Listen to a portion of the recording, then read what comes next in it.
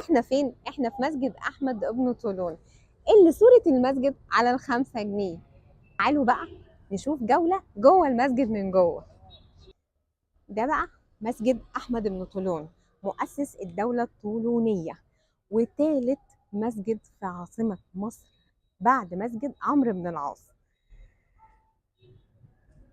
أحمد بن طولون كان ولي مصر وقت الخلافة العباسية، فحب يستقل بالحكم لنفسه، فعمل عاصمة جديدة وبنى مسجد وجامع في العاصمة دي. العاصمة دي كان اسمها القطائع، والمسجد سماه باسم أحمد بن طولون. المسجد ده حواليه أساطير كتير، منها إن السيدة نفيسة دعت على أحمد بن طولون لأنه كان حاكم ظالم، فدعت عليه ودعت على كل المصلين اللي كانوا في المسجد، علشان كده المصلين بيخافوا يروحوا يصلوا فيه.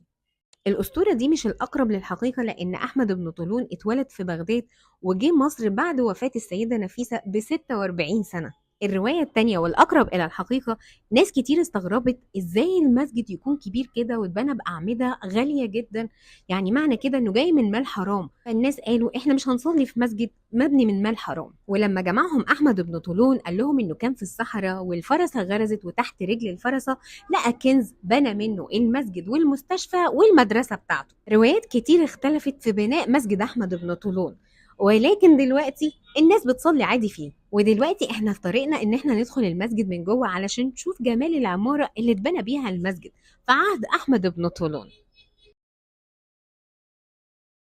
تراث إسلامي عظيم بيتكلم عن نفسه.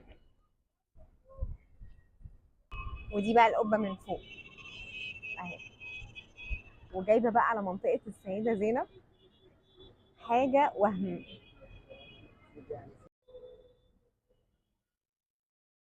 عارفين بقى مسجد أحمد بن طولون ده بيتكلم عن روائع الفن الإسلامي العظيم كلنا بنشهده. وفعلا أنا بجد أنصحكم تتفرجوا على جمال التراث المملوكي العظيم ده. مجهود يا جماعة عشان تطلعوا للمأذنة، بس هي تستاهل، تستاهل المشقة عشان نوصل للجمال اللي احنا هنشوفه دلوقتي. احنا أخيرا وصلنا المأذنة، وزي ما انتم شايفين كده أنا خايفة بصراحة يا جماعة. كل ما بقرب من ناحية السور زي ما انتم شايفين كده ممكن تلاقوني تحت. دي القبة اللي اتكلمنا عليها تحت، بس هي من فوق بقى، من فوق المأذنة.